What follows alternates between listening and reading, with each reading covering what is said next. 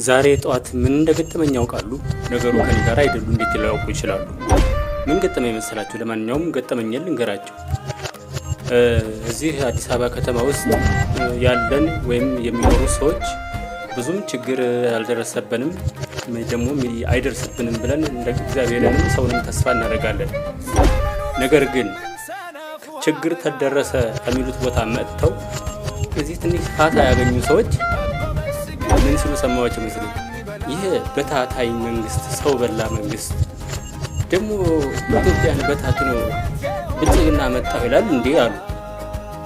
እንዴ ዝም በሉ ምን ያልኳቸው ነው። አጨብጫቢ ነው መሰለኛል። ማጨብጨብ ነገር በነገራችን ላይ ምን ማለት ነው? ለሰላም መቆም ሰው ማጨብጨብ ማለት ነው? የግድ ጥልና ክርክርን ወገን አድርጎ ለገደለው ያዘው ለቀቀው ማለት አለብን ማለት ነው? ያውም እንደዚህም ምንም የለም። መንግስትም እንደዚህ አይደል። ራሳቸውን አስታርቁ ከራሳቸው ጋራ፣ ከዚያ ተጎረቤታችሁ ታረቁ፣ ከዚያ አንድ ጋራ ተደምረን ኢትዮጵያን እንገንባ ነው የሚለው። ግን ይሄ ያልተመቸው ሰው ከገጠር መጥቶ ፋኖ ያባረረው ሸኔ ያባረረው እዚህ መጥቶ መንግስት ይኮንናል። ሰው እንዴት አሳዳጁን አመስግኖ ተቀባዩን ይሰድባል? በጣም የሚገርም።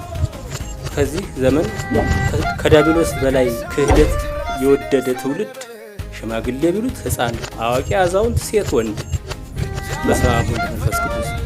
ይሄ ነው የዛሬ ትዝብቴ። የላ ካፍላችሁ ብዬ ነው። አመሰግናለሁ ስላደመጣችሁ። ተራራ ላይ የራሱ ላይ ያደርገው አልታርቁን ሰማይ ተራው በውሰት ጅራሽ ሕይወት ይተራል በከታይ እውነት ከንሲበራ ዳሉ ይቅር ድንቁርና ይሸሻል ከፊት ለፊት ዘመኑን ሲዘምር